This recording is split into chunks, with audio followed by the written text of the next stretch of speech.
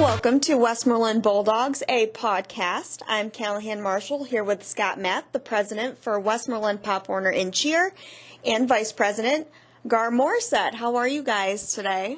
Good. How are you? I'm pretty good. Good. Thank you for having us. Thank you for coming. So what has your tenure been like with Pop Warner? How long have you guys been involved? Scott and I have been doing this together every step of the way for the last 5 years. We started out with flag football and made our way up through 8U and 10U and coached. And this year, Scott and I took on the role as president and vice president, and that's where we're at right now. And you both are no stranger to Westmoreland, the school district. No, like Gahr said, 5 years of coaching, but going way back, I think we both went through the program, so we've been associated with the program. My father was president at one time as well, so we're no stranger to Westmoreland in the Pop Warner. Well, you both clearly love football. It's been around in your lives for a long time. That's right, since 5 years old. Okay.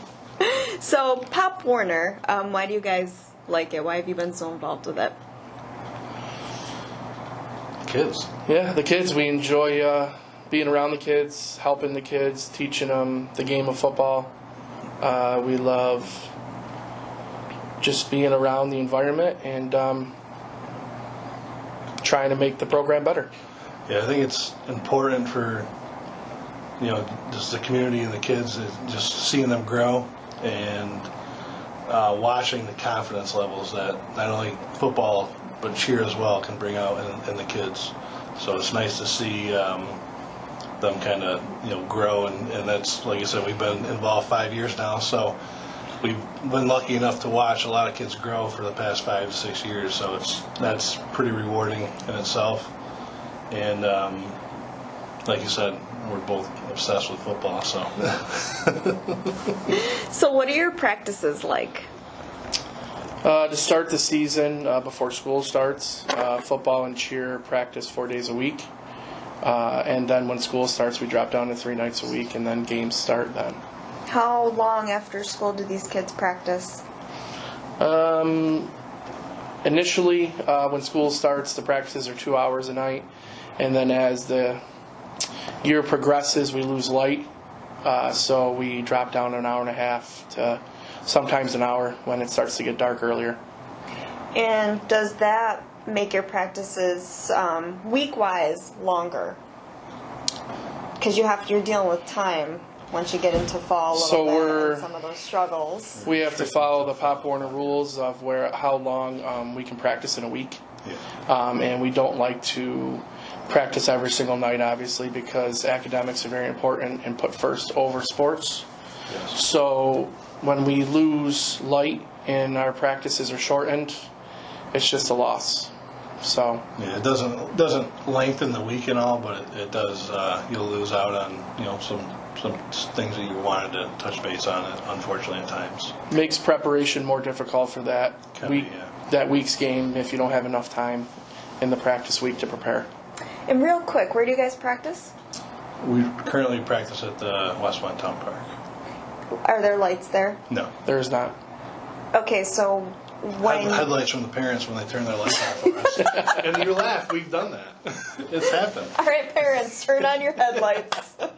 Kids can't see. That's right. Okay, so you're dealing with no lights, which obviously you guys, like you just said, that causes an issue when it comes to practicing. Yep. Going into the season. So you were telling me about how you had to call Whitesboro and ask for help from them. Yeah, so this year our 10U football team made it to the state championship. So we practiced and played games roughly 3 to 4 weeks longer than we historically have. So as the year gets later, like we said, and we lose light that much more, we had an issue our last 2 weeks where we just could not have practices without lights due to kids getting out of school, their parents getting out of work, and we just could not get them there in time to really have a practice time. So we had to reach out to Whitesboro, and luckily they were gracious enough to allow us to practice at their high school field that has lights and turf. So it worked out. So these kids had a successful season, but we had to work around it a little bit because of the lack of lighting. Yes. Yeah. Yep. Okay, so this capital project, this proposed capital project, in it, as far as the turf field is concerned, is also lights for the field. I think it'd be very beneficial for Pop Warner, but not only Pop Warner. Modified varsity football, soccer, and our marching band has always been great over the years. So I think it'd be good for everybody involved to be able to utilize that to host tournaments or band competitions and such. That was one thing we couldn't do this year, was host tournaments for Pop Warner, just because we just didn't have the facility for it. So with the success of your team this year, do you feel like you'll have another successful season next year? I think we will, because the core group of players that we had on the team is probably going to stick together and move up to the 12U group this year. So we could definitely have a repeat or close to it of what we had this year. Absolutely. Yeah, I'd like to think so. And not only the 10U, this was the first time we had, our 8U program, 12U program, and our 10U program all made the playoffs. So our 10U went a little bit further, yes, but we had success up and down the board as far as the football 8U, 10U, 12U did. So that was nice to see as well. Yeah, altogether the program is great this year, and we're only going to get better. So I think this capital project would definitely be a good thing for our program. And as far as hosting, playoffs and stuff or championships, do you think, because like I said before, you guys sounded like you were very successful. It doesn't seem like it's going to end either. So there's going to be a lot more games in your future, and you're going to be seeing a lot more teams. So do you think that hosting championships possibly would be something that could be done here eventually with how successful you are? Yeah, tournaments in the beginning of the year. Other schools in the area always do them. We never been able to. Playoffs and championships. It would definitely be a good revenue source to bring in money to the community. Yeah.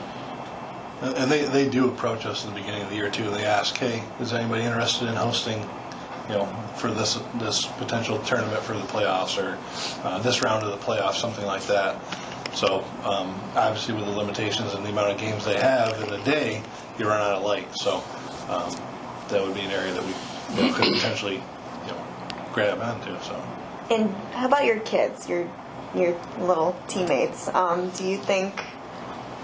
How do you think they would do with the lights? Do you think they would like it? Well, it's always fun. Yeah, I mean, I know we had a couple of years ago we played a game at Oneida, I think. Yeah, I believe last year we had a Friday night game under the lights at Oneida, and it's all the kids could talk about all year until it came. So they try to at least get each team to play under the lights once for the season. So yeah, I mean, how cool is it, right? It's nighttime. You should be playing football right now. So it's one thing the program didn't get this year, was an opportunity to play under the lights. And if we had lights at our home field, we definitely would have that opportunity more often. Why do you think that experience is important for those kids? Because it's fun. I mean, you see it on TV. You see Monday Night Football. You see college football. You see, all these people playing at nighttime. It's a different experience. It's something that not everybody's able to do, and it's something that I know from talking to my son, and I'm sure Gahr, you feel the same, is the kids get excited about it. It's just something different. It's just, I don't know, it's just something about it. We're definitely here for the experience and to teach these kids how to play football and get along with each other and work as a team. But at the end of the day, nothing makes us more happier than the kids having fun, and that's definitely something that would help in that. So. Okay. Anything else you guys would like to say about this, or your kids, or anything? I think before thanking everyone else, I think we want to thank the school district. I mean, what they've been as far as helping us as a program and how easy they are to work with, and allowing us to use the facilities has been tremendous. So I'd like to thank everybody who has a part in that. And as far as the program goes, we'll just luckily it's on the right tracks. It's been on the right tracks. It's been up and coming. So we just want to do our best to offer what we can for the kids and watch them have fun and learn and grow and have the experiences that they wouldn't normally be able to get. Okay. Well, thank you both for joining me. This is my first podcast. You're my first guest. Wow. So this is awesome. Thanks for having us. We'll look back on it and say, what were we doing? Thank you. Thank you.